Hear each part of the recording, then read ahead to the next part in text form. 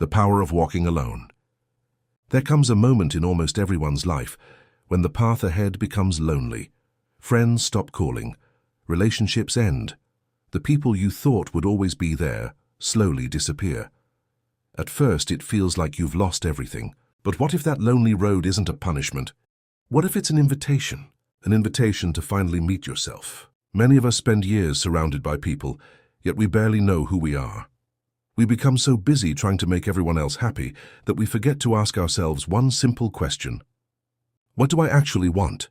We adjust our dreams to fit other people's expectations. We shrink ourselves to make others comfortable. We sacrifice our peace to keep people who would never sacrifice theirs for us. Then one day life separates us from those people, and we call it loneliness. But maybe it's freedom. Walking alone is uncomfortable because there are no distractions. There's no one to blame, no one to impress, no one to rescue. It's just you, her and your thoughts. That silence can feel terrifying at first, but if you stay with it long enough, it becomes one of the greatest teachers you'll ever have. The Stoic philosopher Marcus Aurelius wrote, "Look within. Within is the fountain of good, and it will ever bubble up if you will ever dig." Think about that. He wasn't telling us to look outside ourselves for happiness, approval, or purpose. He was reminding us that everything we truly need begins within. But most people never dig. They're too busy chasing validation, too busy trying to fit in, too busy afraid of being alone. Walking alone forces you to discover what really matters. It teaches you that peace doesn't come from having many people around you. Peace comes from being comfortable with yourself. Another Stoic philosopher, Epictetus, reminded us, "No person is free who is not master of himself." Read that again. Freedom isn't just about having money. It's not about leaving your hometown. It's not even about ending a relationship. Real freedom begins when you stop allowing other people to control your emotions, your decisions, and your future. When you walk alone, you begin reclaiming that freedom. You learn to enjoy your own company. You start making decisions based on your values instead of other people's opinions. You begin asking yourself questions you've avoided for years. Who am I when nobody needs me? What kind of life do I want? What dreams have I abandoned just to keep other people comfortable? Those questions are uncomfortable, but they lead to transformation. Sometimes the people around us aren't bad people. They're simply people who no longer belong on the journey we're trying to take. Not everyone is meant to go where you're going.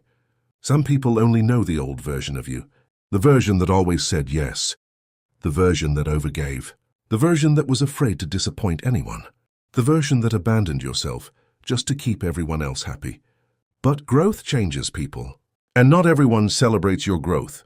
Some people become uncomfortable when you start setting boundaries. Some become distant when you stop solving all their problems.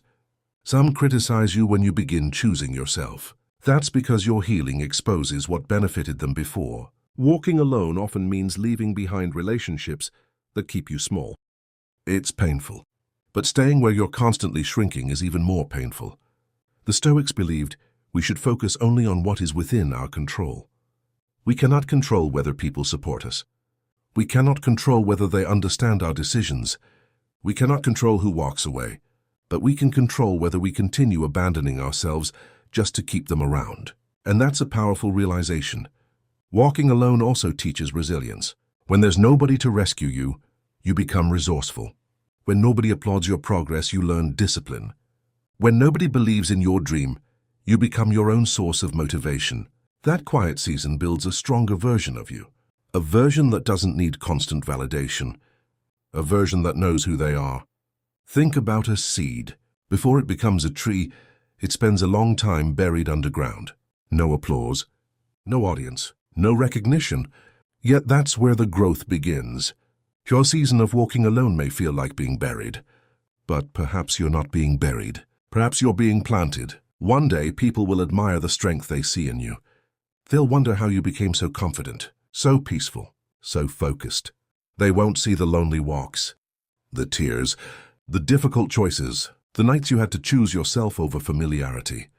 But you'll know, and because you walked alone, you'll never again settle for relationships that cost you your peace. You'll no longer fear solitude, because you'll understand something most people never learn. Being alone is not the same as being lonely. Loneliness is the absence of connection. Solitude is the presence of yourself. There is a huge difference. So if life is asking you to walk alone right now, don't rush to fill the silence. Use it. Read more. Pray more. Journal your thoughts. Learn new skills. Travel if you can. Go to the gym. Study. Build your career. Heal the parts of yourself that have been waiting for your attention. Become someone you genuinely enjoy spending time with. Because when you finally know yourself, you'll stop chasing people who don't know your worth. And when the right people eventually enter your life, they won't complete you. They'll complement the person you've already become. So don't be afraid of walking alone. Some roads can only be walked by one person.